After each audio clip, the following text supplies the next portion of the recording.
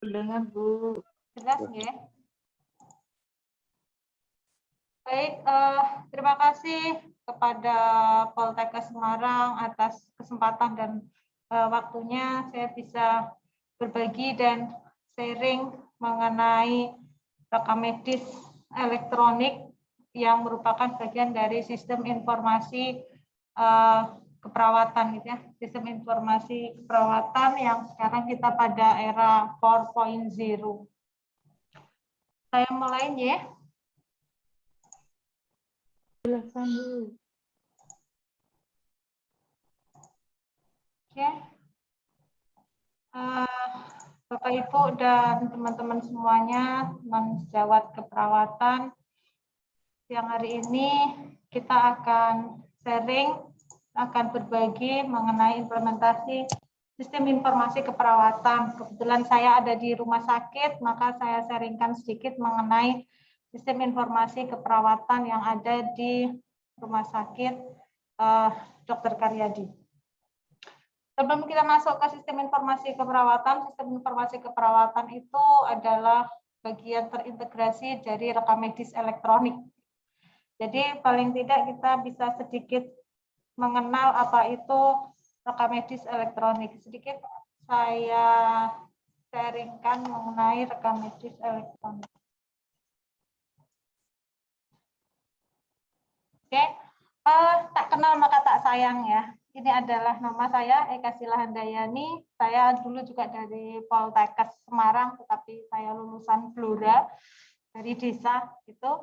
Terus kemudian bekerja di Rumah Sakit Sultan Agung, kemudian ambil di Undip, dan alhamdulillah Allah kasih jalan rezeki saya di Karyadi sehingga saya harus profesinya berpindah ke Unimus begitu.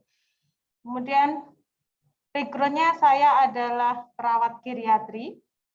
Kami pernah pelatihan TOT perawatan geriatri dasar. Kalau di Poltekkes saya sama Bu Titin Suheri, bareng itu sama saya di 2016 Jakarta. Kemudian workshop rekam medis elektronik dan MOI Management of Informasi. Kalau di standar akreditasi KARS bunyinya itu MOI Management of Informasi. Itu kebetulan saya adalah kepala ruang geriatri lantai dasar di RSUP Dr. Karyadi dan pastinya juga tim geriatri terpadu, dan saya salah satu bagian dari tim RME rekam medis elektronik di keperawatan. Tadi sedikit sudah saya sampaikan mengenai paling tidak kita kenal dulu rekam medis itu apa. Mungkin bisa dibaca sekilas aja sesuai dengan Permenkesnya. Yang dimaksud rekam medis adalah catatan yang berisi informasi pasien, gitu ya. Identitas, pemeriksaan, pengobatan, dan segalanya yang berkaitan dengan pasien, yang berisi tentang praktek kedokteran dan pastinya juga profesi lain yang ada di dalam integrasi pelayanan pasien. Rekam medis itu sebenarnya milik siapa? Apakah itu milik pasien? Apakah milik pelayanan kesehatan? Kalau berkasnya itu adalah punya pelayanan kesehatan, baik rumah sakit, puskesmas, dan segalanya. Tetapi isi bagian dari rekam medis itu adalah punya pasien. Makanya kita sebagai profesi sudah disumpah begitu ya, tidak membocorkan rahasia atau tidak menyampaikan informasi berkaitan tentang kesehatan pasien kepada orang yang di luar yang bertanggung jawab. Kalau di rumah sakit itu ada general consent, pembukaan informasi itu diwajibkan oleh rumah sakit, itu siapa yang akan mendapatkan informasi berkaitan tentang kesehatan pasien selain pasien itu sendiri. Itu ada form tersendiri. Oke, rekam medis itu adalah rangkuman dari semua PPA, profesi pemberi asuhan, dokter, perawat, bidan, fisioterapi, dan banyak sekali nakes lain yang memunculkan diagnosa atau di tengah ini adalah pasien. Ini adalah sistem pasien PPC, PCC, Pasien Center Care, gitu ya. Dan rekap dari semua ini ada di rekam medis pasien. Ini saya ambil dari slide-nya Dr. Rano berkaitan dengan elektronik rekam medis. Kemudian kenapa sih teknologi kesehatan dan teknologi informasi itu sangat diperlukan dalam pelayanan sekarang? Pastinya kompleksitas tugas manajemen yang banyak, pengaruh globalisasi, respon time kita yang harus cepat dan tepat dalam menangani pasien, persaingan bisnis antar rumah sakit. Pada saat memakai rekam medis elektronik atau kita tingkat lebih tinggi dari yang lain itu kita sudah mempunyai nilai plus gitu. Jadi persaingan bisnisnya itu ada. Kemudian perkembangan ilmu teknologi, era globalisasi, reformasi yang semakin cepat ya globalisasinya kita, kemudian peningkatan pelayanan kesehatan dan keperawatan yang pastinya sangat diharapkan oleh masyarakat. Kemudian sekarang masyarakat itu sudah dunia dalam genggaman. Apapun diagnosa medis begitu, dia pasti bisa langsung cari di Google. Informasi terkait apapun mereka bisa cari di Google. Itu tuntutan kita bagaimana kita yang ada di garda depan itu bisa menyampaikan dengan baik informasi, bisa mengikuti perkembangan informasi seperti itu. Jadi salah satunya adalah kenapa teknologi kesehatan dan teknologi informasi itu sangat diperlukan. Ini rekam medis yang masih hard akan banyak tertumpuk seperti ini. Makanya kenapa kita harus beralih ke RME, rekam medis elektronik gitu ya. Coba dibayangkan aja kalau satu rumah sakit pasiennya 1000 begitu, kita butuh berapa gudang untuk bisa menyimpan rekam medis. Kemudian kenapa tadi salah satu alasan ya kenapa rekam medis elektronik itu diperlukan, memanfaatkan rekam medis sebagai alat bukti hukum pastinya. Jadi kita harus menyimpan rekam medis itu dengan benar dan tepat dan aman gitu. Karena salah satunya bisa sebagai alat bukti hukum dalam proses penegakan hukum, disiplin kedokteran dan yang lain-lain. Apalagi sekarang undang-undang keperawatan gitu ya. Jadi apa sih bukti kita melakukan pelayanan ke pasien? Pastinya adalah rekam medis. Dan kalau itu disimpan, berapa lama waktu penyimpanannya? Rekam medis pasien bisa 5 tahun dari pasien terakhir berobat, atau 10 tahun adalah dari summary-nya. Bisa dibayangkan kalau kami di Karyadi itu kapasitas kami 1000 pasien, kalau harus menyimpan 5 tahun, kami harus punya berapa gudang gitu. Itu Karyadi, kita berbicara seperti itu. Makanya kenapa RME itu perlu percepatan dan kita sebagai perawat yang ada di 24 jam bersama pasien itu harus paham betul mengenai pentingnya rekam medis elektronik dan aplikasinya di lapangan seperti apa. Ini gambarannya kenapa RME itu sangat diperlukan. Ini perhitungannya, saya ambil dari slide-nya KARS begitu. Kalau 1 bulan 5.000 pasien baru aja sudah berapa tahun begitu ya tadi yang sudah saya jelaskan di bawah. Di depan tadi yang di bawah ini kalau 10 tahun berapa lagi rekam medis yang akan kita simpan. Kemudian kendala apa sih waktu kita menerapkan RME gitu, rekam medis elektronik? Pastinya biaya. Rumah sakit membutuhkan effort yang besar terkait biaya karena harus menyiapkan sistem, harus menyiapkan komponen-komponen pendukungnya kayak komputer, PC, laptop, kemudian server datanya harus besar, kapasitasnya untuk menyimpan itu harus disiapkan benar oleh rumah sakit atau penyedia layanan kesehatan. Kemudian bagaimana dengan penggunanya? Penggunanya adalah kita semua, para PPA, profesi pemberi asuhan.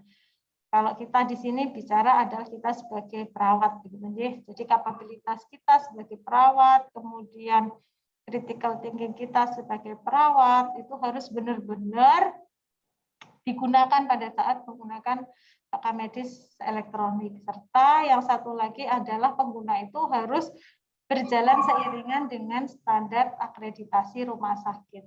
Bisa KARS, bisa GCA, bisa ISO, dan banyak lagi akreditasi-akreditasi lain atau standar-standar yang bisa digunakan acuan. Ini tadi sudah saya singgung mengenai biaya. Kendala biaya adalah banyaknya kebutuhan ini. Ini yang harus disiapkan oleh pemberi pelayanan, tetapi kita harus berpikir juga pembandingnya apa. Kertas yang sebegitu banyaknya. Kemudian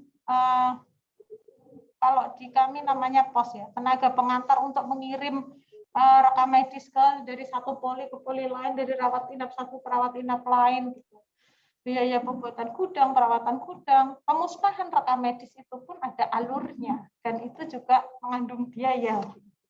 Dan pasti banyak lagi yang lain-lain, ATK-nya pastinya juga akan tambah juga menjadi biaya. Itu akan disinkronkan gitu. Ini RME itu akan besar di awal, tetapi nanti begitu saat berjalan dia akan mudah. Nah, ini ya, ini adalah kendala klasik user kita, bicara kita sebagai perawat. Pertama kami di Karyadi main RME itu effortnya besar sekali. Pada saat kita memunculkan RME sekali, itu Masya Allah, teman-teman itu di lapangan sampai kita nggak sanggup kok kalau harus ada di depan komputer, kita nggak sanggup itu kalau harus ngetikin satu-satu gitu. Tetapi harus berproses, harus berjalan begitu. Kemudian ada yang tidak mau. Sebenarnya kalau generasi-generasi milenial, anak-anak muda itu kan piawai ya, bermain komputer, menjalankan komputer. Tapi ada yang nggak mau, itu ada. Bahkan kalau bicara yang sudah senior, pasti mereka ngetik dengan 11 jari. Tidak bisa. Nah, itulah kendala-kendala yang kita hadapi di lapangan. Jadi benar-benar di awal itu kita harus nonton benar langkahnya harus bagaimana, kemudian kita harus seperti apa menghadapi yang milenial, kemudian menghadapi yang senior itu berbeda, atau bahkan tidak mau dan tidak bisa yang senior tetapi tidak mau untuk belajar, begitu. Itu di awal masalah luar biasa. Tapi kita harus ada pressing gitu ya untuk mereka mau berproses, mereka mau berubah. Masukkanlah pada kontrak kinerja, penilaian pegawai sebagai profesi pemberi asuhan. Di keperawatan ada, di dokter ada, di farmasi ada. Jadi semuanya ada berkaitan dengan mutu asuhan, berkaitan dengan kelengkapan pencatatan, itu ada. Akhirnya mau tidak mau, suka tidak suka, mereka akan berproses. Ya, inilah proses yang harus dihadapi pada kondisi sekarang. Jadi mereka harus benar-benar mau dan mampu. Walaupun kalau yang senior itu harus mengetik dengan 11 jari, membutuhkan waktu yang lama, tetapi mereka mau berproses. Itulah salah satunya kenapa RME itu di awal berat, karena sudah terbiasa pegang ballpoint, kemudian pada saat ada kesalahan dicoret, selesai. Pada saat pakai RME, pada saat kesalahan itu masuknya akan berbeda. Bisa diedit, tetapi akan berbeda hasilnya, karena pasti akan ada edit oleh siapa, itu akan muncul. Kemudian kendala standar tadi sudah ya, karena banyak, mohon maaf ini kok nggak muncul. Kendala standar akreditasi itu masih belum seragam mengenai parameter rekam medis elektronik. Jadi KARS masih punya sendiri, GCE masih punya sendiri, tetapi belum baku karena sifatnya nasional dan rekam medis elektronik itu masih belum merata begitu ya. Kemampuan masing-masing rumah sakit untuk menyelenggarakan rekam medis elektronik itu masih belum. Jadi memang kita masih pakai standarnya rekam medis hard, tetapi kita upayakan untuk ke elektronik. Ini tadi PCC, pasien center care, PCC, pasien center care tadi sudah ya, bahwa pasien itu akan dikelola oleh banyak tim pemberi asuhan, akan dikelola oleh banyak profesi yang fokusnya ke pasien, dan itu akan dan harus bisa dikomunikasikan dalam rekam medis elektronik.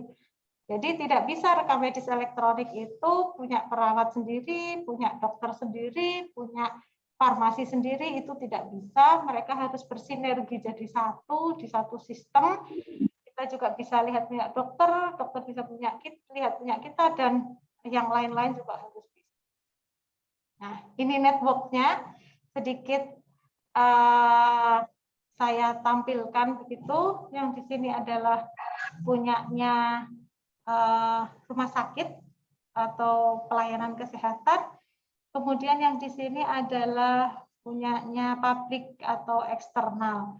Jadi yang sekarang yang bisa ngeling ke rumah sakit adalah klaim-klaimannya asuransi. Kalau sekarang adalah BPJS gitu. Harus bisa melihat rekam medis itu karena takutnya ada pelayanan yang tidak sesuai standar, ada pelayanan yang terlewatkan dari pathway-nya begitu, clinical pathway begitu. Ini adalah satu link-nya.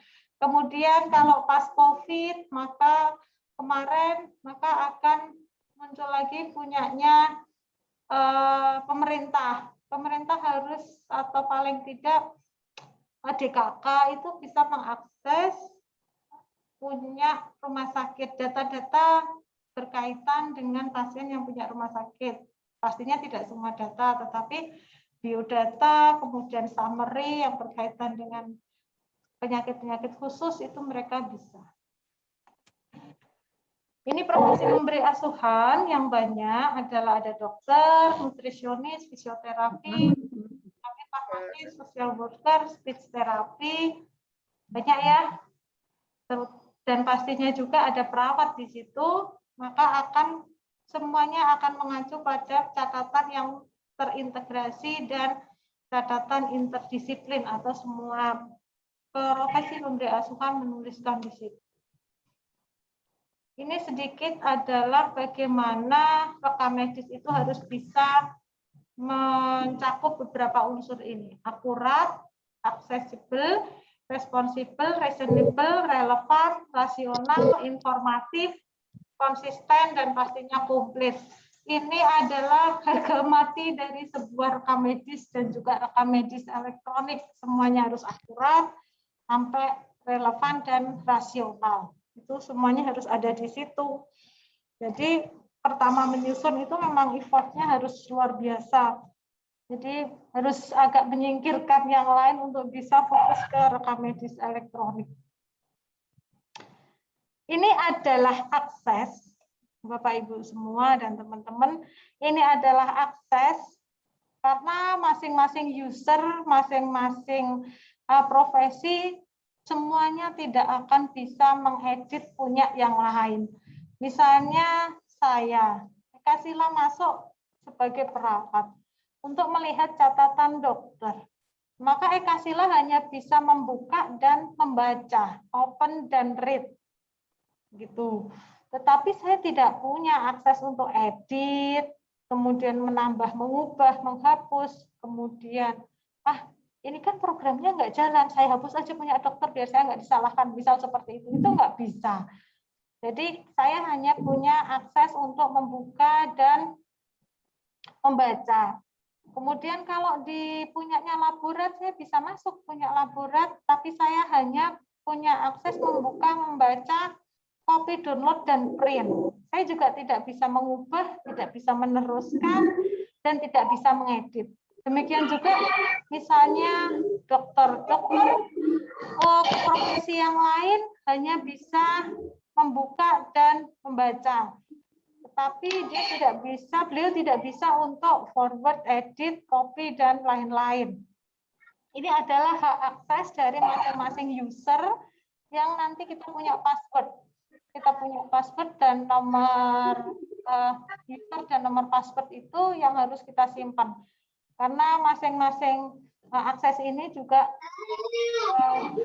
ada sebagai kekuatan hukum yang melekat begitu. Jangan sampai password dan user kita itu dikasihkan ke teman, kemudian mereka nulis sesukanya, dan apabila itu terjadi kesalahan, maka itu akan menjadi tanggungan kita. Karena nama dan password itu adalah punya kita. Gitu. Jadi untuk menjaga keamanannya, akses terhadap rekam medis juga harus dibatasi. Dan pada saat kita menggunakan rekam medis harus ada standarisasi yang jelas. Istilah itu kayak singkatan, kemudian kayak menyebut satu penyakit, begitu nggak? Misalnya apa ya? Kayak gagal ginjal. Ada yang menyebut gagal ginjal, ada yang menyebut CKD, ada yang menyebut GGK, ada yang menyebut itu satu istilah itu harus distandarisasi terlebih dahulu untuk bisa mengambil data. Pada saat si dokter ini menulis apa, begitu maka ini sudah menjadi pesan link ke yang lainnya. Tingkatan pastinya, simbol juga pemeriksaan fisik, hasil laborat, kemudian nanti pada saat kita memberikan obat, simbol yang sudah masuk, simbol sudah diberikan, itu ada sendiri. Kemudian satuan pasti ya, itu berkaitan dengan obat, format data, dan serta proses perumusan terkait kayak misalnya BSA, Body Surface Area pada pasien kanker, kemudian BMI, Body Mass Index, kemudian kita harus menghitung IWL, kemudian banyak lagi rumus-rumus lain, termasuk usia, termasuk perinatal, neonatal, pasien itu masuk remaja, masuk dewasa, masuk lansia, itu harus ada rumusnya. Yang ini medis itu dokter, ada visitor rawat inap, ada di poliklinik, kemudian beliau bisa melakukan entry pemeriksaan laborat, kemudian programnya apa, akan tertulis pada rekam medis elektronik. Nanti saya bukakan. Contohnya seperti apa, gitu ya. Kemudian nutrisi harus melihat evaluasi hariannya, kebutuhan gizi pasiennya seperti apa, itu harus tertulis juga di rekam medis. Jadi tidak perawatnya nulis dietnya hari ini nasi, ternyata nutrisionisnya menulisnya hari ini lunak lauk saring. Itu akan berbeda. Nah, itu harus disinkronize begitu. Kemudian rehabilitasi medis, nanti juga sesuai targetnya akan ada pada saat targetnya selesai, teman-teman rehabilitasi medis itu tidak bisa entry pasien lagi karena paket perencanaannya sudah selesai. Kemudian farmasi klinik juga ada di dalamnya, melakukan evaluasi penggunaan obat, kemudian mengkoordinasi program, kemudian melakukan edukasi, monitoring pemberian obat, serta MESO, monitoring efek samping obat, serta rekonsiliasi obat atau obat yang dibawa oleh pasien dari rumah, kemudian dibawa ke rumah sakit, kemudian akan direkonsiliasi untuk dikoordinasikan dengan dokter, obat ini dilanjutkan atau stop. Ini adalah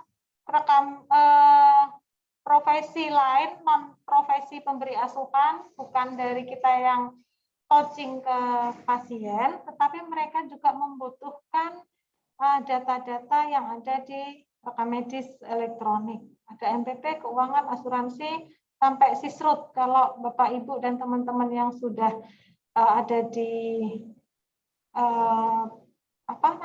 di dinas gitu ya, sudah bekerja pasti sudah kenal sisrut. Sisrutnya Karyadi itu ditembusnya susah begitu, pasti pada tahu. MPP, manajer pelayanan pasien atau case manager. Beliau hanya mempunyai akses view kepada profesi lain dan tidak bisa mengedit. Gitu nggih, hanya entry form MPP yang berkaitan dengan multidisiplin, family conference, case conference, dan masalah sosial lain atau berhubungan dengan PPA lain. Misalnya perawat sudah menyampaikan A, tetapi dokternya masih belum menerima, padahal kondisi pasien harusnya sudah bisa pulang gitu. Itu akan dikomunikasikan oleh manajer pelayanan pasien. Asuransi dan keuangan jelas untuk bisa mengklaim, untuk bisa membuat tarif begitu, kemudian menentukan pembiayaan dari pasien juga harus melihat dari rekam medis kita sebagai bukti verifikasi. Pasien ini benar nggak sih dioperasi? Pasien ini benar nggak sih dikasih obat A? Begitu mereka akan melihat. Jadi seringnya terlewatnya adalah ada beberapa yang tidak masuk ke rekam medis. Itu yang harus benar-benar benar-benar harus kita pahami betul bahwa itu penting. Tulis yang kita lakukan dan lakukan yang kita tulis. Karena pada saat kita tidak menulis, maka tidak akan dibayar oleh asuransi. Mereka akan dibayarkan berdasarkan bukti. Gitu. Karena kalau rumah sakit itu bisnis yang sosial dan komersial, maka sosialnya kita harus main, tetapi komersialnya tidak bisa ditinggalkan, apalagi rumah sakit swasta. Karena kalau negeri mungkin masih ada pendanaan dari pemerintah, tetapi kalau swasta kan mereka tidak bisa. Harus ada sosial komersial, itu harus bisa berjalan dengan seimbang. Gitu. Jadi rekam medis itu adalah salah satu bukti ya, salah satu acuan juga untuk suatu rumah sakit klaimnya mau berapa, asuransi akan membayar berapa. Penunjang pastinya karena mereka terintegrasi di sistem ya, ada laborat, radiologi, eko, dan kalau di kami ada bank darah, bagian dari laborat. Kemudian PJRM atau penanggung jawab rekam medis juga harus mempunyai akses untuk melihat rekam medis elektronik. Jadi view entry mereka bisa melihat di semua profesi pemberi asuhan, tetapi tidak bisa untuk mengedit. Gitu. Untuk pengelolaan datanya mereka bisa mengelompokkan, tapi tidak bisa mengedit. Kemudian ada di Diklat dan PE, perencanaan serta evaluasi dari rumah sakit, mereka juga membutuhkan data dari rekam medis elektronik. Ini SISRUT. SISRUT adalah sistem informasi rujukan terpadu. Si petugas SISRUT-nya harus melihat bahwa pasien yang dari sana itu dengan apa, itu juga ke depannya pastinya akan menjadi suatu sistem integrasi yang sangat membantu pada saat perujukan pasien. Tetapi sekarang masih berfokus SISRUT itu hanya dari rumah sakit satu ke rumah sakit kita, karena masih banyak rumah sakit yang belum menggunakan rekam medis elektronik. Kalau di luar negeri itu, misalnya kita periksa di rumah sakit A, maka data itu ada yang bisa dilihat terkoneksi di rumah sakit B. Gitu. Jadi pada saat sistem perujukan tidak usah mengulangi pemeriksaan lagi, karena data yang di sana sudah ada. Ini adalah bagian dari SISRUT. Itu sekilas mengenai rekam medis, karena ke depan sistem informasi jarak jauh itu ada telenursing dan telemedicine. Jadi telenursing itu untuk membantu menyelesaikan kekurangan perawat, kemudian menempuh karena mungkin medan Indonesia yang jauh-jauh dari pusat pelayanan kesehatan, pada saat internet itu bisa mengakses di sana, mungkin akan lebih baik sistem itu digunakan. Kalau di puskesmas itu sudah ada kelihatannya sistemnya. Sistem informasi juga. Kemudian telemedicine atau konsultasi online. Di Karyadi sekarang sudah ada telenursing dan telemedicine. Jadi telenursing itu digunakan untuk virtual home care. Jadi kami ada pada saat pasien pulang itu home care-nya secara virtual. Jadi sebelum kontrol, perawatnya itu harus sudah menyapa pasien. Kemudian kita lihat kondisinya, kita tanyakan perkembangannya, maka dari virtual home care itu harapannya juga bisa mengingatkan kembali, oh pasien ini harus segera kontrol. Atau misalnya ternyata pasiennya payah, oh Bapak Ibu kalau jauh dari fasilitas kesehatan ke kontrol ke Karyadi mungkin bisa ke rumah sakit setempat begitu. Virtual home care dan virtual klinik sangat membantu pada saat pandemi seperti ini, di mana masyarakat itu takut untuk ke rumah sakit yang kemarin-kemarin ya. Jadi banyak pasien-pasien itu yang sakitnya itu akhirnya dianggap biasa aja dan tidak dirasakan karena takut untuk ke rumah sakit karena angka COVID yang tinggi. Jadi mungkin ke depan pastinya telenursing dan telemedicine ini akan sangat berkembang pesat apabila semua ini juga sudah tercover oleh asuransi oleh pemerintah. Pasti saya yakin itu akan sangat membantu kita untuk memberikan pelayanan ke pasien. Karena pasien-pasien yang kita lakukan nursing di virtual home care-nya kami itu mereka sangat antusias, sangat senang gitu dengan disapa, kemudian kita tanya kondisinya, kita tanyakan obatnya, kemudian pemeriksaannya kalau mereka bisa memeriksa tensi sendiri, gula sendiri sana kita tanya, mereka itu sangat antusias begitu mengenai telenursing tersebut. Tidak menutup kemungkinan nanti home care kita bisa jadi dengan pandemi yang masih tinggi itu, mudah-mudahan sih enggak ya. Kalau kemarin itu telenursing sangat membantu sekali. Kemudian bagaimana sih kita perawat di era 4.0? Ini sudah mulai naik ya. Mungkin 4,5 begitu, 4,5. Jadi di 4.0 kita harus mempersiapkan bahwa dampak dari aspek praktek pelayanan keperawatan dan outcome pasien, karena perawat mempunyai peran besar di mana memang kita yang ada di garda depan, kita yang memberikan pelayanan ke pasien. Pastinya kita juga dituntut untuk lebih, apalagi dengan era industri 4.0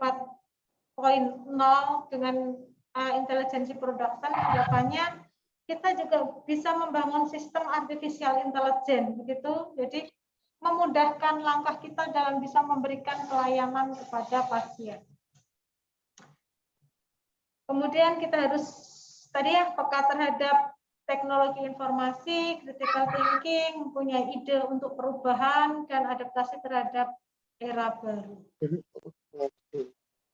Bagaimana kita peka terhadap teknologi informasi? Kalau anak-anak sekarang, kalau mahasiswa-mahasiswa yang masih angkatan muda pasti sangat paham, sangat piawai menggunakan komputer. Tetapi bagi kami yang ada di pelayanan dengan berteman dengan yang senior-senior itu, kita harus proaktif mengajarin mereka untuk bagaimana sih bisa menggunakan komputer dengan baik. Bagaimana juga critical thinking kita diasah pada saat harus paham proses keperawatan, karena pada rekam medis elektronik alur proses keperawatan itu menjadi ruhnya SIM keperawatan, sistem informasi manajemen keperawatan. Jangan lupa juga pada saat membuat sistem itu juga regulasi-regulasi juga harus diikut sertakan sebagai perlindungan, sebagai parameter kita apabila terjadi segala sesuatu kita sudah berdasarkan regulasi yang ada. Ide kreatif dan adaptasi terhadap perubahan. Ini aplikasinya pada saat kita pakai SIM keperawatan. Tadi sudah saya sampaikan bahwa simpan kode password pribadi karena itu merupakan bagian dari legal aspek kita. Tuntutan hukum kita ada di password dan username kita. Kemudian pada saat kita mengaplikasikan sistem informasi keperawatan di rekam medis elektronik, alat untuk keterisian itu harus ada, jangan sampai kita lewatkan semua, oh yang depan aja yang diisikan, nggak ada yang baca semua, itu nggak mungkin, pasti akan ada alat keterisiannya. Kemudian selalu follow up, selalu lihat program dari profesi pemberi asuhan yang lain untuk bisa disinergikan sebagai tim multidisiplin. Intervensi yang kita rencanakan harapannya bisa terlaksana dengan baik karena kita sudah punya acuan 3S, SDKI, SLKI, SIKI sebagai acuan kita memberikan asuhan kepada pasien. Kemudian kesinambungan antar PPA di rekam medis elektronik terutama di sistem informasi keperawatan itu harus bisa berjalan dengan baik. Yang terakhir tadi tulis yang Anda lakukan yang Anda tulis karena itu mengandung melekat tuntutan hukum serta legal aspek kita ada di situ. Konseptual, ini konsep aja ya, proses keperawatan pasien. Dari RME itu kita bisa lihat proses perawatan, manajemen bangsal, komunikasi, dan pendidikan penelitian. Ini bagaimana kita membuat sistem dari rekam medis. Jadi kita harus merencanakan, menganalisa, mendesain, mengimplementasikan, serta sistem itu siap dipakai. Pada saat sistem siap dipakai itu pasti ada feedback untuk perbaikan. Di situ kita harus critical thinking kita harus main. Kemudian bagaimana membuat sistem itu bisa menjangkau semua profesi. Itu pada pelaksanaan rekam medis elektronik. Jadi ini tadi sudah nggih. Ini manajemen asuhan. Manajemen asuhan kita ada proses asesmen, diagnosa, tujuan, intervensi, implementasi. Pasti Bapak Ibu dan teman-teman semua sudah hafal. Sudah hafal di luar kepala mulai proses asuhan keperawatan. Itulah alur rekam medis elektronik kita juga harus berproses seperti itu. Tidak bisa dilangkahin satu-satu. Di asesmen ada biodata sampai hasil pemeriksaan, kemudian kita berproses menggunakan 3S, SDKI, SLKI, SIKI, ini kami di Karyadi sedang berproses, ternyata menggabungkan 3S itu effortnya luar biasa, kami sedang berproses itu, kemudian ternyata di 3S itu juga menuntun kita untuk berpikir praktis, berpikir kritis. Karena pada SDKI, revisi kalau saya salah, ada 80% dari tanda gejala, maka itu sudah bisa ditegakkan menjadi diagnosa keperawatan. Sistem-sistem seperti itu, itulah yang membutuhkan thinking kita bagaimana bisa menarik data yang akurat. Jangan sampai teman-teman di keperawatan itu asesmennya ala kadarnya. Paling ini. Maka nanti masuk ke sistem tidak akan muncul diagnosa keperawatan yang sesuai. Itu di awal kita harus bermain di situ. Kemudian penetapan tujuan dan intervensi, ini pasti sudah hafal dengan SLKI-nya, target capaiannya, membaik, menurun, meningkat, itu serta kriteria waktunya. Implementasi dari rekam medis elektronik itu sesudahnya apa yang dilakukan, harus dilakukan, kemudian harus berdasarkan intervensi yang kita buat, kemudian harus menyesuaikan dengan pelaksanaan program juga dengan dokter. Ada juga pemberian jadwal obat, ini yang harus kita isi ya, balance cairan, transfer pasien, tanda-tanda vital, serah terima, dan pembiayaan. Nanti saya live show-kan mengenai rekam medisnya. Evaluasi pasti ada dua ya, formatif dan sumatif, itu juga harus kita lakukan. Nah ini sedikit dashboard rekam medis elektronik. Nanti saya live show-kan, ini biar sebagai pandangan aja. Karyadi informasi sistem itu ada banyak, ada hospital management informasi sistem sampai rekam medis elektronik. Ini adalah data keperawatan, kemudian ini adalah penilaian kinerja punyanya SDM. Jadi semuanya tergabung menjadi satu di Karyadi informasi. informasi sistem. Ini nanti user login-nya rekam medis elektronik. Ada nanti user saya dan password saya yang tidak bisa digunakan oleh orang lain. Ini data pencarian pasien. Misalnya kita mau pasien rawat inap atau rawat jalan. Kemudian kita pilih ruangannya, ruangan mana, begitu. Serta nanti nama pasiennya siapa. Itu kita bisa di data pencarian pasien. Apa sih yang biru dan yang orange ini? Yang biru ini adalah pada saat kita menerima pasien dari luar. Jadi transfer antar ruangan itu, Eka Sila di geriatri, maka dia akan ternyata ada satu pasien yang akan ditransfer ke geriatri. Untuk verifikasi kita masuknya ke sini. Dan ini bisa dilihat hanya di ruang geriatri. Karena pasiennya ditransfernya ke geriatri. Tapi kalau ditransfernya ke ruang lain tidak bisa dilihat. Begitu juga saya tidak bisa melihat ruang yang lain. Kemudian serah terima pasien. Ini berapa sih pasien yang diserahkan ke Eka Sila? Begitu nanti akan terlihat di sini. Dan yang bisa terima juga cuma Eka Sila. Tidak bisa yang lain terima karena yang lain pasti akan punya notif sendiri untuk pasiennya dia di shift saat itu dia dijalani.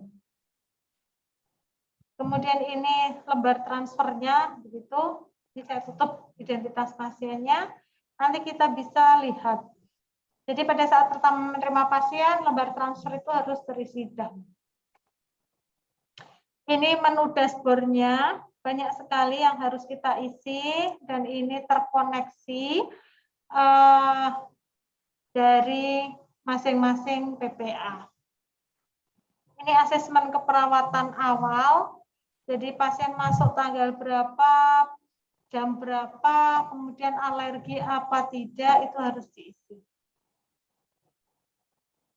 Ini pengkajian keperawatan yang sangat singkat, tetapi insya Allah datanya bisa mengulas semuanya. Gitu, dari kultural, sosial, kemudian kebutuhan cairan, eliminasi, spiritual, kebutuhan istirahat, dan yang paling baru adalah perencanaan kepulangan pasien itu pada saat nanti pasien pulang, pasien itu mau naik apa gitu. Pasien itu mau membutuhkan ambulans, pasien itu mau membutuhkan misalnya dia mau nyewa mobil atau pulang dengan kendaraan pribadi, itu sudah teridentifikasi dari awal.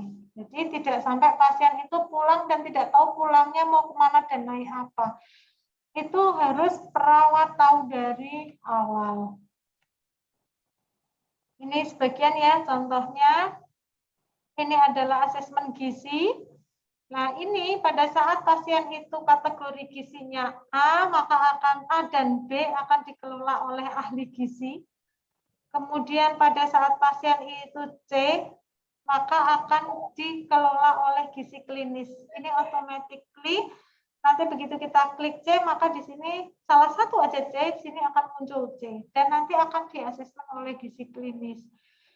Nanti gizi klinis dan ahli gizi akan dapat alert juga pasien-pasien mana yang ternyata mempunyai resiko untuk mereka kelola. Ini nyeri karena memang sudah menjadi bagian dari pemeriksaan tanda-tanda vital ya. Setiap kita memeriksa tanda-tanda vital juga pasti kita akan evaluasi nyerinya. Ini pola fungsional, kalau di kami menggunakan indeks Bartel yang termodifikasi, mungkin di rumah sakit lain bisa menggunakan screening fungsional yang lainnya. Ini juga asesmen awal yang harus diisi perawat. Ini adalah pemeriksaan tanda-tanda vital dan juga pastinya skala nyeri. Yang biru itu adalah sistol, kemudian yang hijau adalah diastol, yang hitam adalah, yang hijau itu adalah nadi, Yang hitam itu adalah diastol, kemudian suhu, respirasi rate, serta yang merah itu adalah nyeri. Nanti akan ditambahkan kesadaran serta saturasi oksigen, karena di pandemi sekarang itu saturasi oksigen sangat menentukan sekali. Jangan sampai pasien TTP-nya baik, ternyata dia happy hipoksia, begitu ya. Dan kita nggak tahu kecolongan, wah luar biasa itu. Ini adalah interdisiplin, jadi banyak profesi pemberi asuhan lain yang bisa masuk ke sini dan akan menulis masalahnya masing-masing. Misalnya ini adalah saya pakai punya perawat, maka dia Ayu Sulis yang entry, dia sudah membuat nyeri akut. Ini masih pakai niknok ya. Dia pakai nyeri akut, targetnya berapa hari, kemudian evaluasinya seperti apa. Ini sudah diswab berapa kali dia, jadi swab formatifnya sudah berapa kali itu akan terlihat di sini.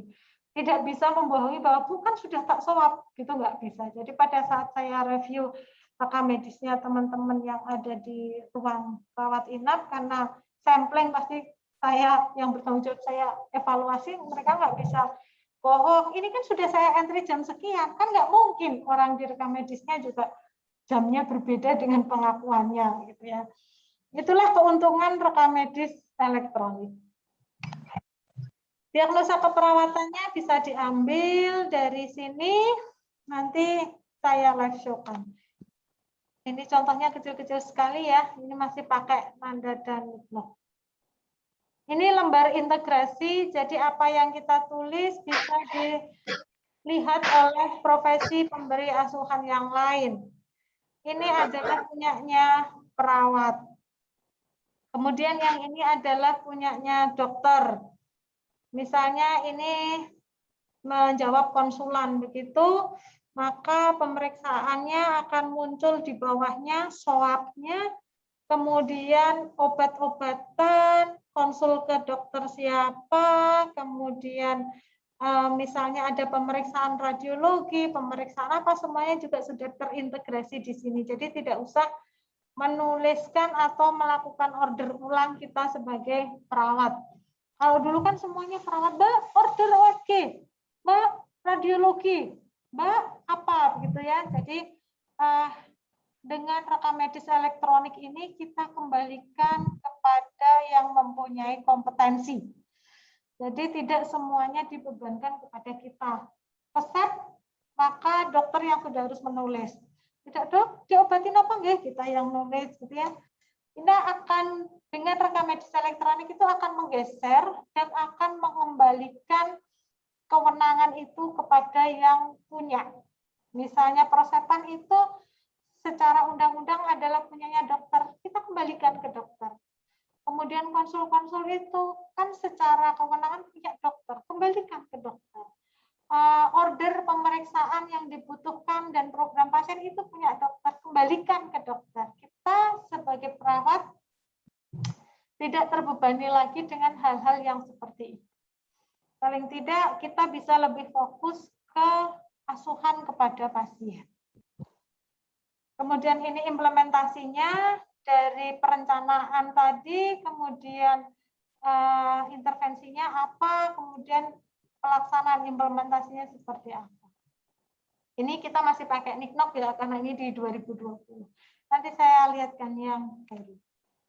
Ini adalah perintah perlesan.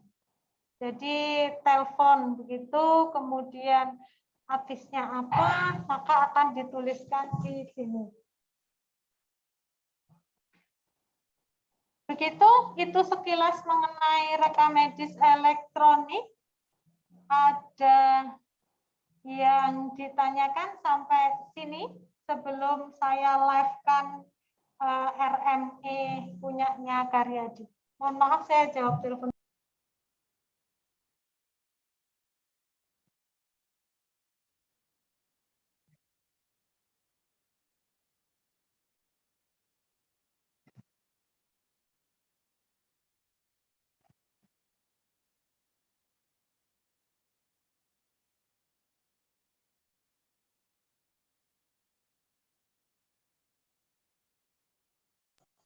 Monggo sampai sini ada yang mau didiskusikan?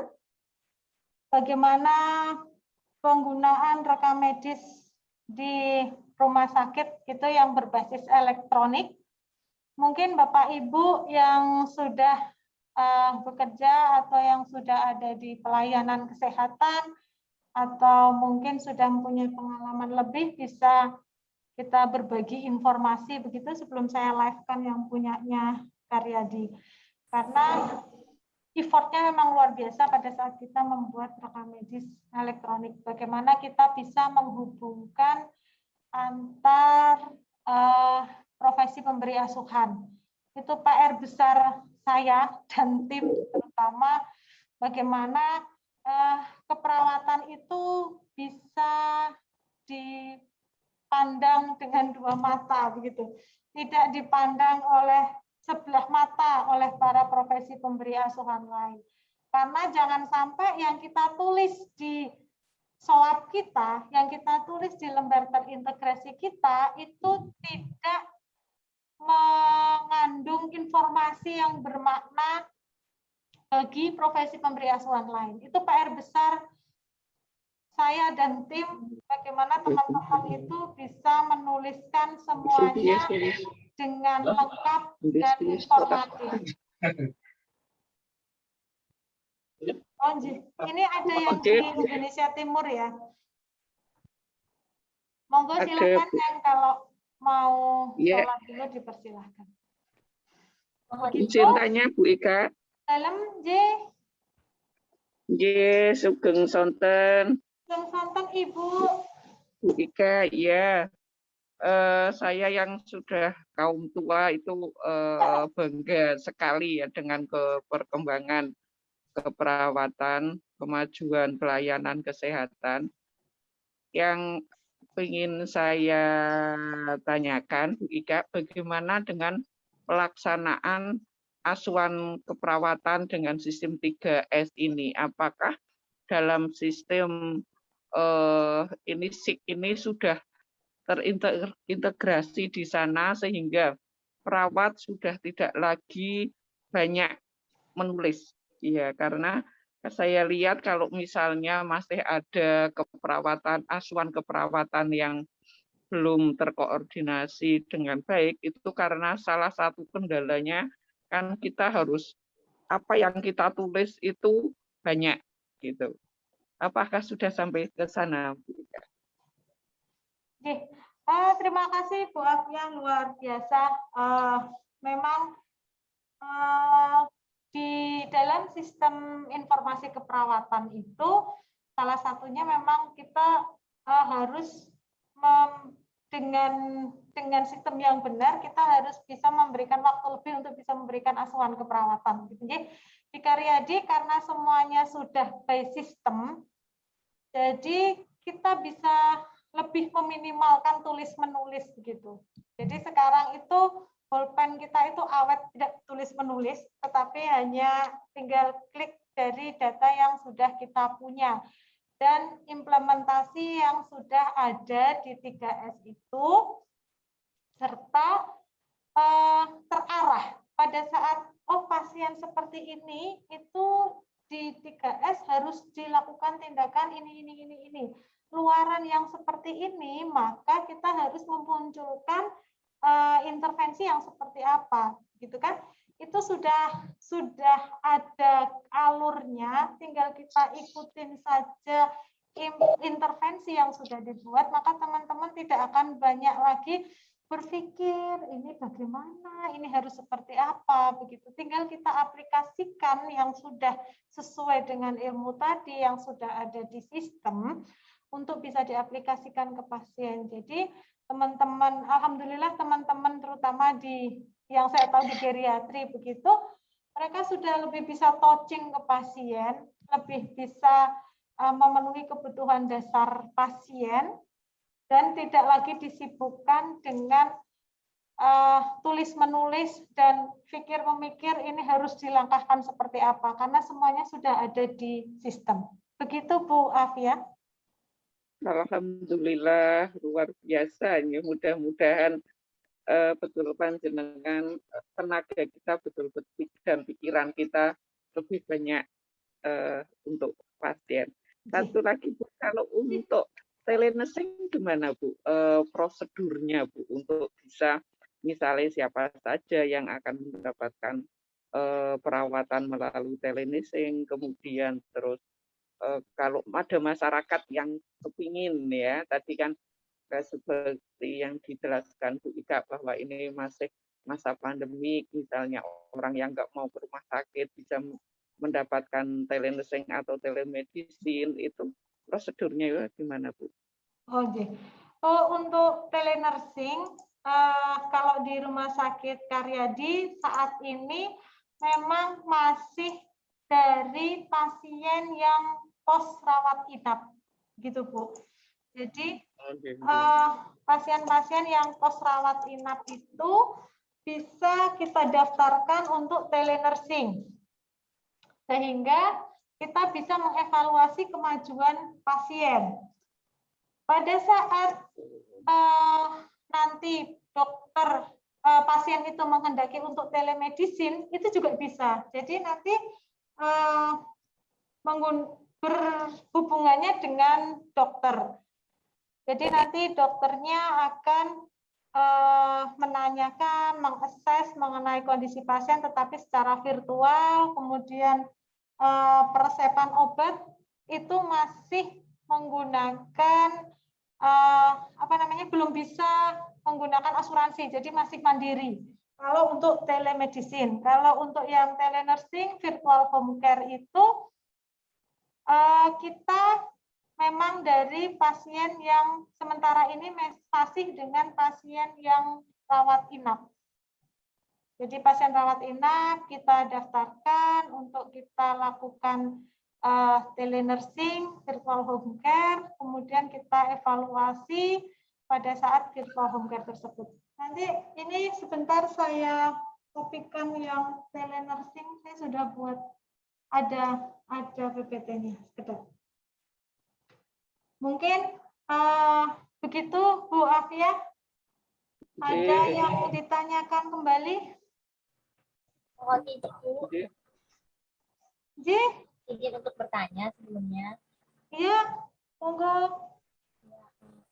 Jadi perkenalkan Bu, nama saya Aditya.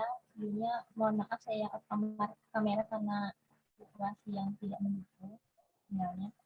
Sebelumnya untuk mengenai rekam medis secara elektronik ini Bu, menurut Ibu itu memang untuk pelatihan menggunakan sistem rekam medis elektronik semua perawat atau hanya perwakilan saja? Karena berdasarkan yang sudah pengalaman saya di Bangsal, itu memang banyak sekali kendala kalau memang tidak karena situasi pandemi.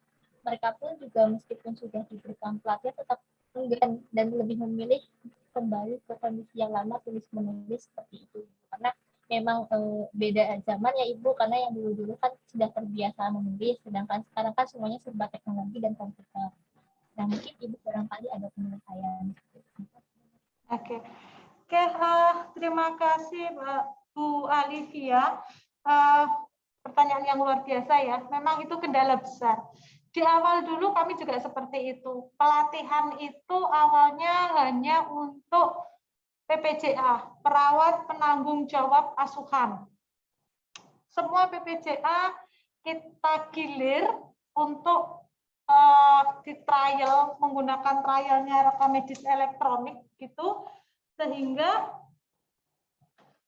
harapannya pada saat mereka di lapangan kembali ke ruangan itu langsung bisa mengajari temannya gitu. Yang di awal seperti itu. Jadi tidak semuanya kita ajari.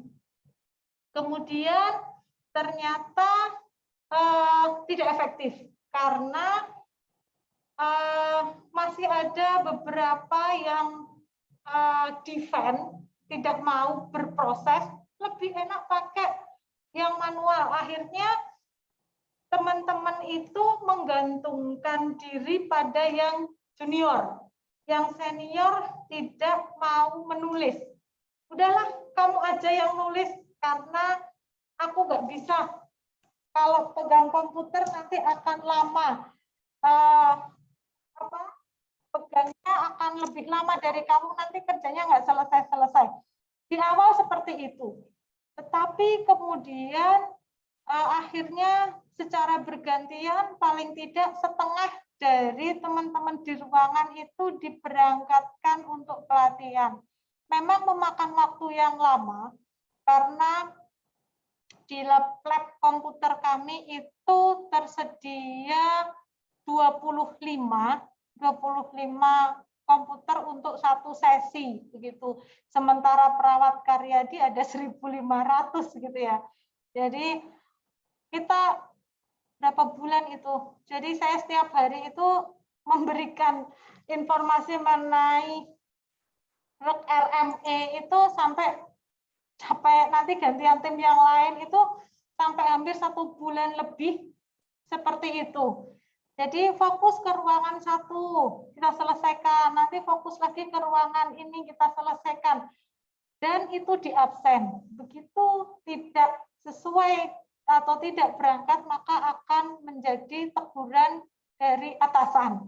Agak sedikit lebih dengan mengancam begitu. Dan kemudian akhirnya pada saat sebagian setengah lebih dari populasi di ruangan itu sudah kita training, kemudian kebijakan dari instalasi rekam medis menarik semua yang hard.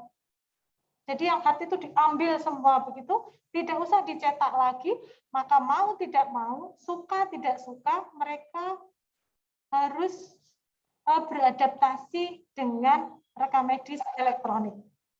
Jadi memang effortnya luar biasa, apalagi yang tidak mau dan tidak bisa. Kalau tidak bisa tetapi mau, itu akan lebih baik daripada tidak mau dan sebenarnya bisa. Itu yang luar biasa.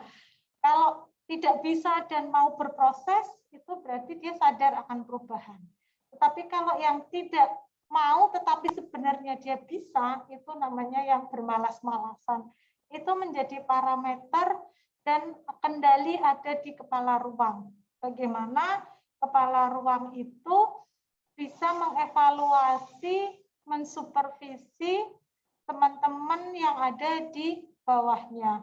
Apakah mereka menulis dengan benar, apakah mereka mengaplikasikan dengan benar rekam medis elektronik.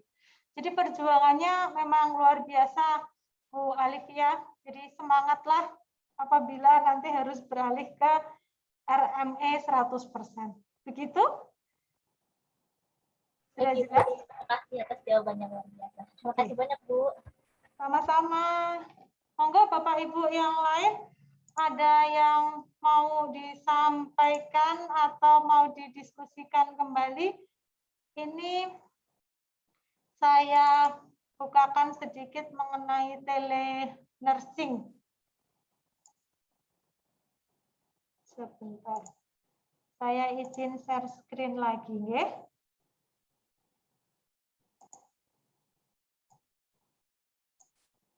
Oke. Telenursing. Bisa terlihat? Bisa, Bu. Oke, ini sekilas mengenai telenursing. Jadi pemanfaatan telekomunikasi jarak jauh dalam pelayanan kesehatan. Ada telemedicine dan telehealth. Telemedicine adalah inkorporasi sistem ke dalam kedokteran kuratif. Tetapi telemedicine lebih berorientasi pada aspek klinik. Penggunaan aplikasi lebih susah karena terlalu kompleks di telemedicine. Kalau itu sistem belum terbangun, tetapi kalau sistem itu sudah terbangun, maka akan lebih mudah pelaksanaan di telemedicine karena semua data sudah tersaji. Kemudian implementasi telemedicine, itu ada teleradiologi, telepatologi, dermatologi, kardiologi, dan teleprescribing atau peresepan. Biasanya kayak Halodoc itu kan sudah bisa, itu teleprescribing, jadi nanti obat tinggal dikirim ke pasien, alamatnya mana, begitu ya. Kalau di Semarang itu kalau yang sudah pakai itu kelihatannya Panti Wiloso Citarum itu teleprescribing-nya bisa diantar pakai Gojek. Kemudian telehealth diartikan sebagai integrasi sistem telekomunikasi ke dalam praktek dan promosi kesehatan. Jadi mencakup pendidikan kesehatan, kesehatan masyarakat, komunitas, pengembangan sistem kesehatan, dan epidemiologi. Kita telenursing masuk bagian dari telehealth. Ya, jadi pasien bisa konsultasi dengan kita, kemudian mengurangi angka readmisi atau masuk kembali dalam keadaan yang jauh lebih buruk atau perburukan pada saat kembali ke rumah sakit. Telenursing adalah praktek keperawatan jarak jauh menggunakan media telekomunikasi. Ya, ini hanya sekilas untuk teorinya, begitu.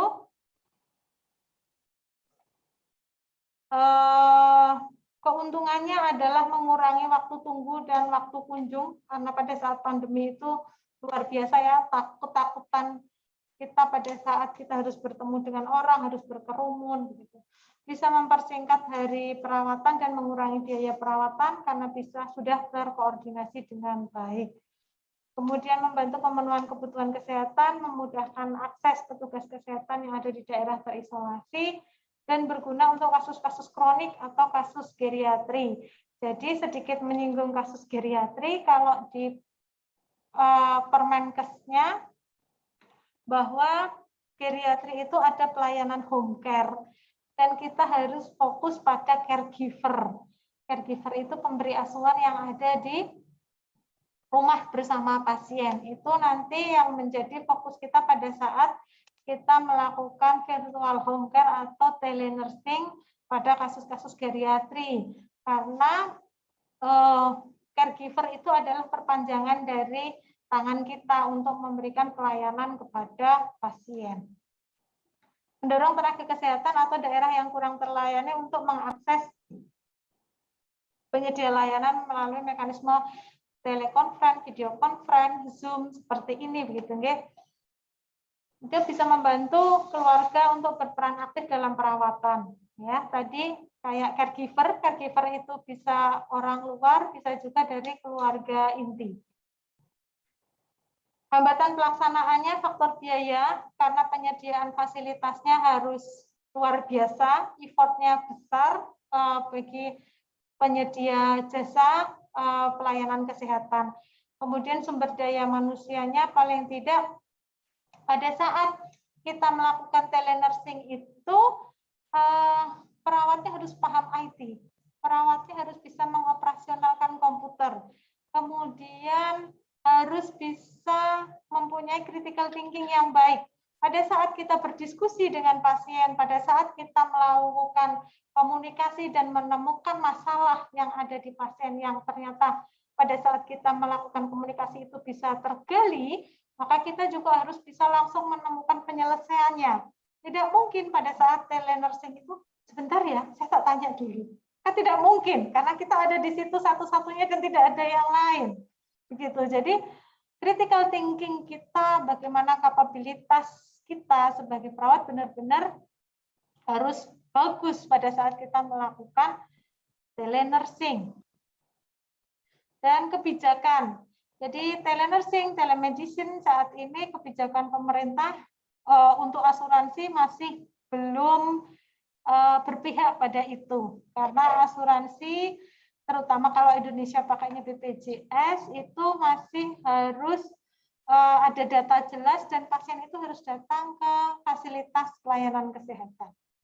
Jadi kalau di Karyadi, telenursing itu masih pakai pasien yang pos rawat inap, dan telemedicine itu masih berbayar. Jadi belum bisa tercover oleh penjaminan asuransi. Kemudian perilaku masyarakat, ya memang kadang ada beberapa masyarakat itu pada saat dilakukan telenursing juga saya besok harus tetap kontrol ya. Ada yang lebih nyaman dengan ketemu langsung gitu. Karena memang budaya kita masih seperti itu begitu ya. Kemudian kendalanya adalah keterjangkauan jaringan karena kayak rumah saya di desa begitu, keterjangkauan jaringannya masih jauh. Pada saat saya video call sama bapak dan ibu di rumah juga sering putus-putus begitu, itu belum mampu untuk dilakukan telenursing. Ini tadi sudah saya jelaskan pelaksanaan virtual home care. Ada pasien pasca rawat inap, kemudian dia bersedia dilakukan virtual home care, kemudian kita daftarkan serta diverifikasi hari H. Pada saat pelaksanaan itu pagi pasti sudah diverifikasi Bapak Ibu sudah siap untuk dilakukan virtual home care oleh perawat siapa begitu. Nanti customer service-nya akan memverifikasi ulang. Ini adalah klinik virtual kita. Rumah Sakit Karyadi sudah mempunyai klinik virtual. Ada satu customer service di situ dan perawatnya akan bergantian perawat penanggung jawab pasien pada saat dia dirawat. Itulah yang mempunyai kewajiban untuk melakukan virtual home care. Jadi tidak bisa perawat yang baru kemudian diminta untuk melakukan virtual home care, itu tidak bisa karena kembali lagi critical thinking-nya, jam terbangnya itu masih belum mumpuni untuk bisa membuat satu decision pada saat menemukan masalah. Ini bilik-bilik, bukan bilik asmara ya, ini bilik virtual home care itu di dalamnya akan seperti ini. Ini proses pendaftarannya, by system juga, dan ini proses verifikasi data, melakukan pengecekan jaringan dan kesiapan pasien serta keluarga oleh customer service. Kemudian ini pelaksanaannya tetap melakukan dengan rekam medis elektroniknya Karyadi, sehingga akan terrecord dengan baik, akan tersimpan dengan baik data itu sebagai bagian dari rekam medis. Jadi virtual home care ini juga akan terrecord dan tersimpan di database-nya Karyadi. Ini contohnya ya. Jadi ada itu caregiver-nya, bukan pasiennya. Kemudian nanti juga kita tetap harus mengisi yang ada di sini adalah data-data dari bagian rekam medis Rumah Sakit Karyadi. Sorry, sudah ini yang kemarin. Begitu Bu Afiah melengkapi yang tadi. Terima kasih. Virtual home care-nya. Luar biasa. Tapi saya mengangkat jempol untuk Rumah Sakit Karyadi. Kemajuannya luar biasa. Amin. Ya, 1 tahun yang lalu saya mendampingi kakak saya periksa di sana. Saya salut sekali jadi periksa di poli di poli mata gitu. Ada pengunduran waktu 1 jam karena dokternya ada rapat, itu pun disampaikan. Itu kami sebagai customer itu bangga sekali ya. Terima kasih karena apalagi kita yang jauh ya dari Pekalongan ke sana itu ada pengunduran itu disampaikan saya wah luar biasa nih. Selamat. Semoga ini jadi amal jariah panjenengan sedaya. Amin. Terima kasih. Terima kasih Bu Afia. Oke, begitu Bapak Ibu dan teman-teman semua sekilas mengenai rekam medis elektronik. Saya coba view-kan untuk yang rekam medis yang punyanya Karyadi begitu nggih.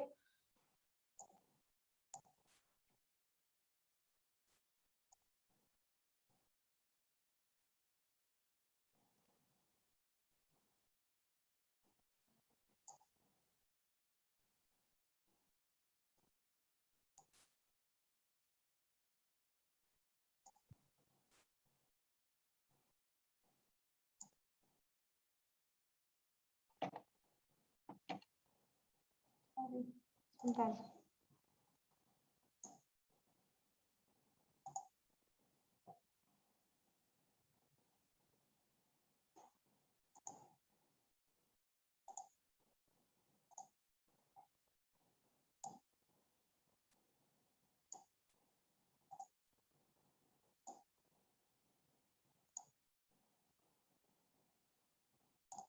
Apakah terlihat? Terlihat, Bu. Terlihat. Saya live show-kan yang di trial, saya tidak pakai pasien benar karena itu nanti ada data pasien yang akan terbuka. Gitu. Saya coba live show-kan dengan yang trial. Ini kita harus masukkan dengan cepat karena kalau lebih dari 10 detik dia tidak akan bisa masuk. Ini tadi yang saya sampaikan, serah terima pasien, kemudian ini transfer antar ruangan. Ini saya lihatkan yang rawat inap, kayak pasien yang uji coba ya. Ini pasien uji coba. Kalau dia pasien COVID, maka akan ada penandanya COVID dan statusnya apakah sembuh, apakah discharged, apakah yang lain itu ada. Itu terus kemudian ini asesmen awal. Ini asesmen awal yang keperawatan. Mohon maaf. Ini ada banyak yang harus kita isi dan ada penandanya yang sudah isi, maka akan terisi sudah. Begitu, kemudian perencanaan selanjutnya kita masuk ke interdisiplin. Nah, ini tadi yang saya cerita mengenai 3S. Jadi, misalnya ini kita buat lagi ya. Misalnya ini adalah bersihan jalan nafas. Nah, maka akan terpilih, kemudian ini tanda gejalanya, harusnya ini tanda gejala ada di asesmen depan. Ini hanya trial saja, jadi masih seperti ini. Sini akan berbunyi berhubungan dengan apa, kemudian ditandai dengan apa. Ditandai dengan akan ada di tanda gejala. Misalnya seperti ini. Kemudian ini target capaian waktunya, kemudian berapa hari, kemudian ini adalah SLKI-nya, misalnya kita pilihnya bersihan jalan nafas. Nah, ini kan ada ya menaik, meningkat, menurun begitu. Misalnya kita pilih batu efektif meningkat. Kemudian ini intervensinya, kita pilih aja. Ini saya asal klik ya.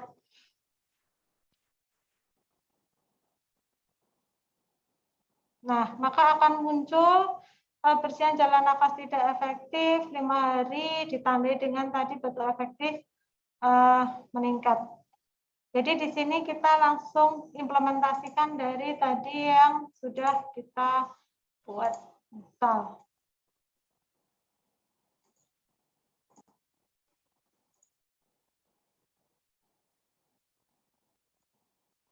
Maka ini jamnya kita sesuaikan begitu.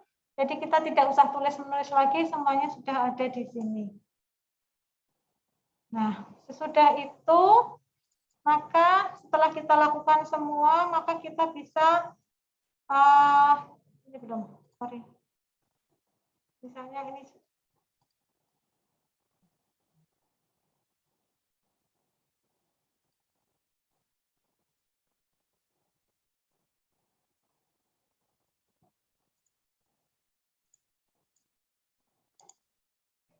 Ini sudah semua, maka kita bisa lakukan di akhir shift, kita lakukan swab.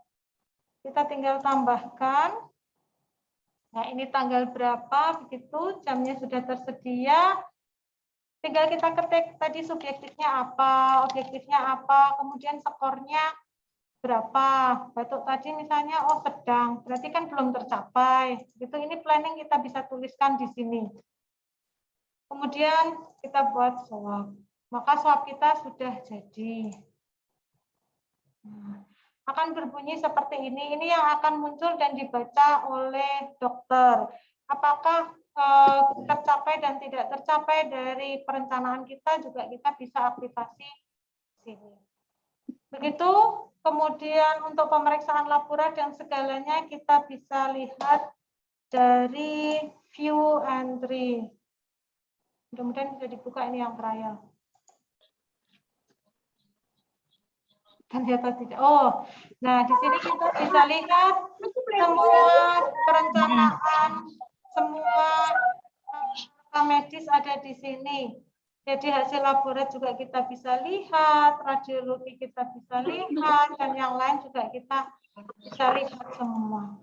Semuanya ada di dalam view entry. Jadi pada saat kita mau melihat catatan yang lain-lain, semuanya ada di sini. Pemeriksaan apapun semuanya ada di view entry.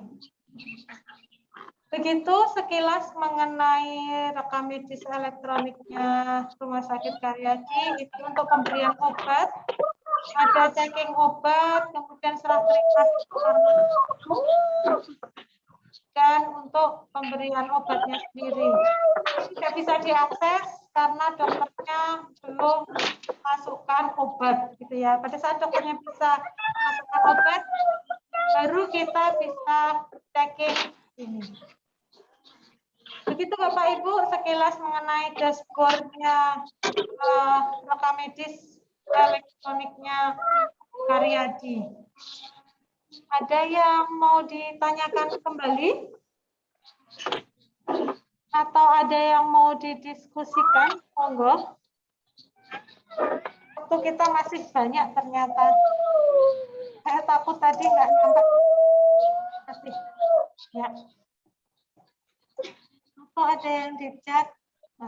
Terima kasih Ibu Nilo. Amin, mudah-mudahan kami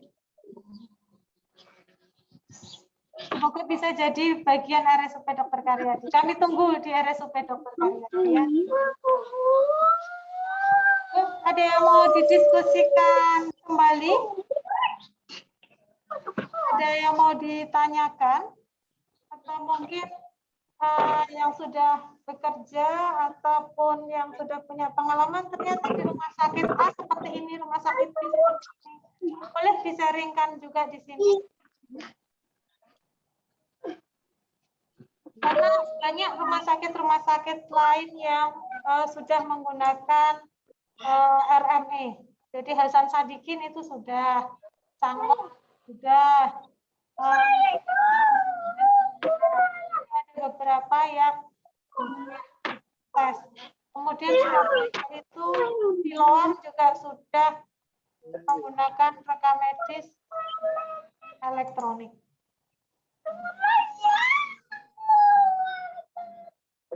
Monggo, ada yang mau didiskusikan atau ada yang mau ditanyakan berkaitan dengan rekam medis elektronik RSDK?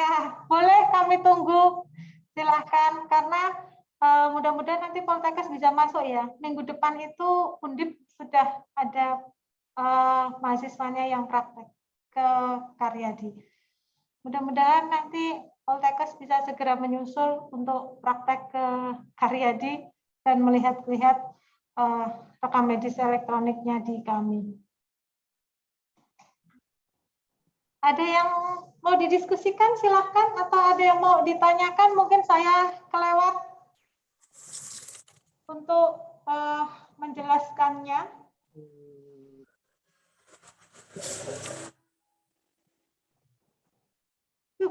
Ada Pak Surodi di sini. Selamat sore, Bapak senior. Ya, Mbak Eka. Ini jadi malu saya, Pak. Yeah. Nanti segera 3S-nya lonceng, Pak. Trialnya, Pak. Ya, moga-moga semuanya sudah terkendali, bisa ada praktikan yang masuk. Amin, amin. Minggu depan ada, Pak, yang dari Undip. Mungkin nanti Poltekkes bisa menyusul. Banyak ya Pak yang dari Karyadi di sini? Yang ikut NUS hanya 2, Mbak. Panjenengan kali? Kak Dina dari instalasi jantung. Oh, Mbak Dina. Ya, ya. Ya. Mungkin ada yang mau disampaikan Pak, menambahkan dari yang saya sampaikan. Yang diceritain Mbak. Kita berproses di awal ke RME, mungkin Pak Surodi bisa membantu menyampaikan bergeser dari kertas menjadi komputer. Kayaknya baru ya. Saya belum nang kono piro sih kok tak Sudah banyak yang disampaikan oleh Mbak Eka Sila. Kemarin saya juga sudah dimintai sharingnya oleh narasumber yang lain. Yo. Jadi saya kira kalau dari saya cukup dulu karena saya juga kemarin sudah sedikit menyampaikan hal-hal yang ada di Karyadi tentang RM yang nantinya memang kita sudah berusaha paperless, jadi semuanya sudah bisa dilihat lewat link-link yang sudah dibangun di rumah sakit. Jadi sudah tidak lagi print out lagi, tidak usah menunggu hasil hard copy, sudah bisa dilihat antar unit. Cuman mungkin kalau di Karyadi mungkin hasil operasi sudah bisa masuk belum ya Mbak ya? RME sudah Pak, IBS sudah. Sudah ya? Sudah. Nah, soalnya kan aku di Poli jadi nggak bisa, nggak pernah akses hasil laporan operasi. Operasi sudah. Yang masih belum kita adalah inform consent karena mengandung karena mengandung tuntutan kekuatan hukum yang tetap terhadap tindakan itu yang masih belum bisa di-softkan karena di akreditasi juga belum mengatur itu.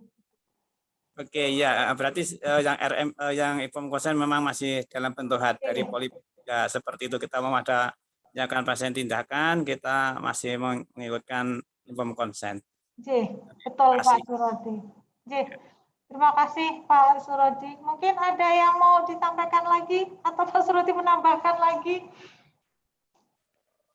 Coba. Belum. Terima kasih.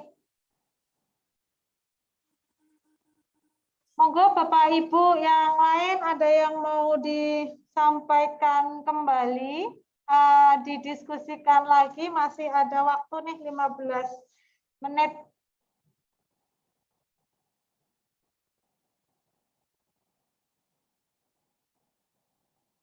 Jadi bocoran ya Pak Surodi, besok kardeknya kita sudah bisa pakai RME. Jadi kardek yang besar itu bisa dihilangkan. Dan Mbak Dina ada di sini enggak?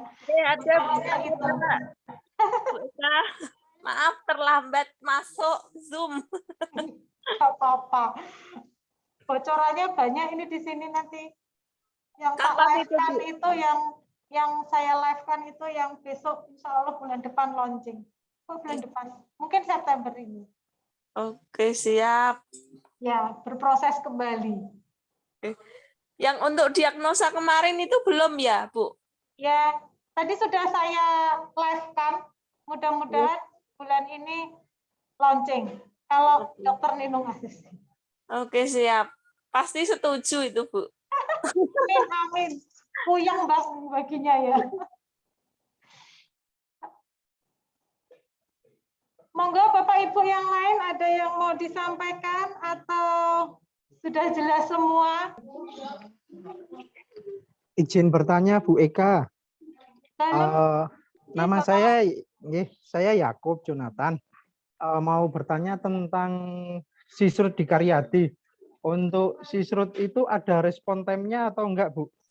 Terus untuk petugas penerima sisrut itu dari bagian TPPRI atau UGD atau bagian mana, Ibu?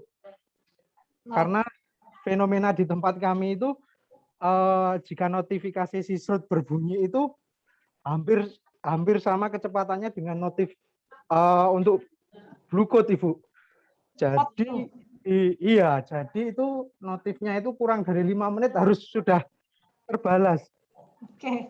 Karena itu menjadi indikator kinerja direktur juga, Ibu. Kalau di tempat Karyadi terus pundi, Ibu? Matur nuwun.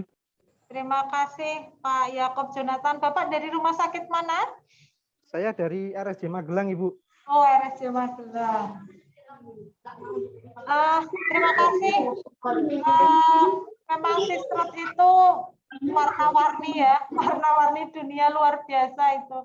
Karena rujukan pasien satu Jawa Tengah gitu, dan itu memang menjadi pantauan dari direksi juga, dan juga ada respon time-nya juga. Kalau saya tidak salah ingat, mungkin Mbak Dina bisa bantu, dan Pak Surodi waktu kita jaga pengawas Mbak Dina. Sisrutnya itu kalau tidak salah 10 menit ya, 10 menit, dan itu direspon oleh perawat UGD yang dinas Sisrut. Jadi ada yang standby di situ, yang dinas Sisrut untuk menjawab dan menanyakan ke ruangan terkait ketersediaan tempat. Misalnya di Sisrut membutuhkan ICU, itu maka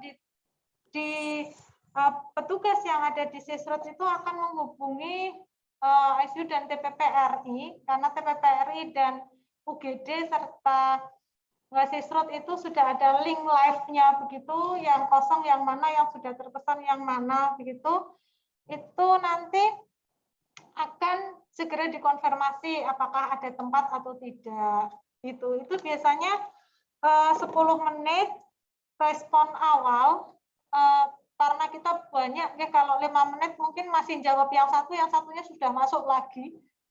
Sisrut itu luar biasa, apalagi kemarin pada saat pandemi ya Mbak Dina. Luar biasa itu. Begitu Pak Jakob Jonathan, jadi memang sama-sama menjadi pemantauan direksi. Nah itu memang kebijakan Jawa Tengah ya. Saya lihat sementara kelihatannya masih Jawa Tengah yang masuk Sisrut. Dan itu monggo Mbak Cina silahkan.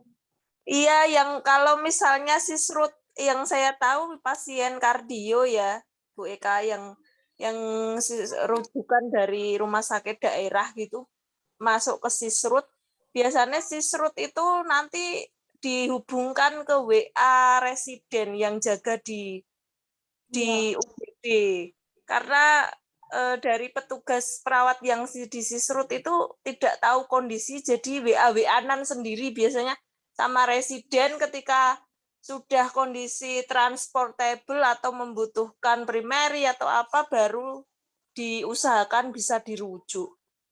Betul. Seperti itu. Siap, terima kasih Mbak Dina. Karena di Sisrut itu kan jawabannya bukan jawaban perawat.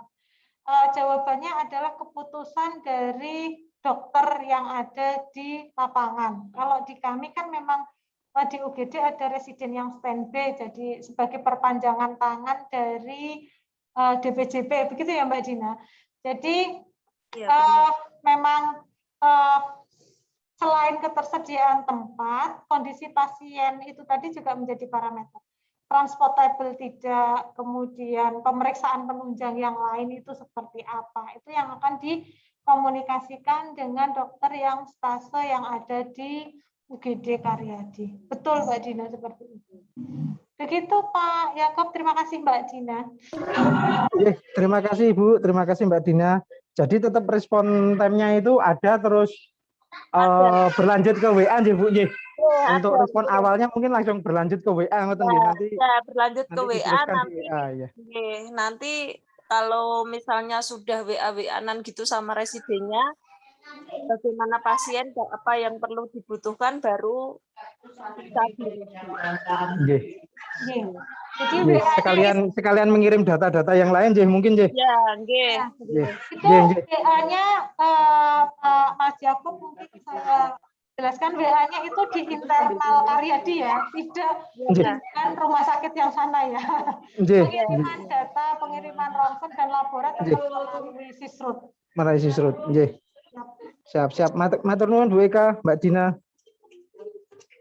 Terima kasih. Mungkin Bapak Ibu ada yang mau ditanyakan kembali? Ada yang mau didiskusikan kembali? Monggo, silahkan. Masih ada waktu atau kita sudahi mau maghrib?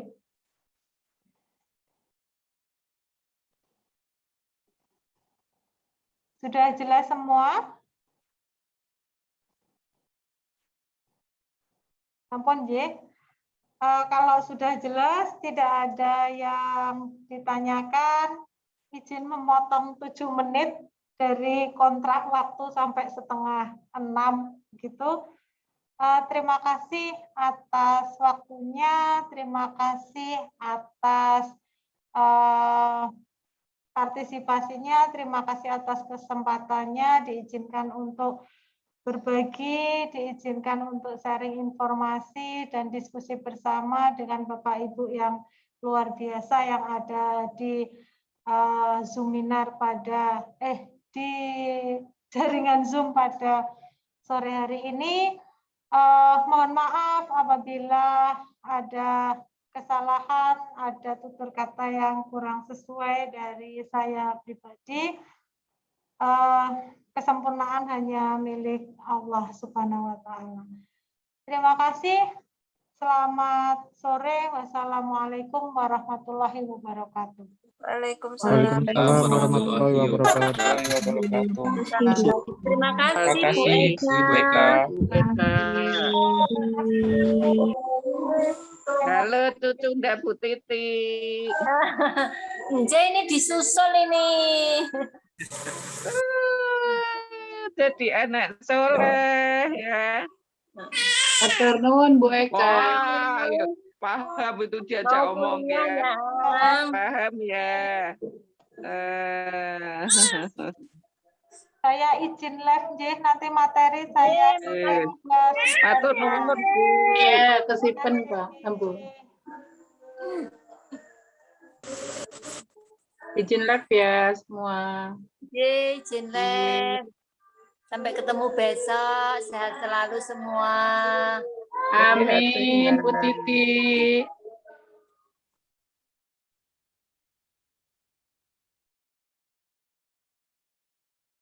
Pak Abner di sana udah malam ya? Sudah, Ayo Bu. istirahat dulu, besok lagi ya. Ya, Bu. Terima kasih, Bu. Iya.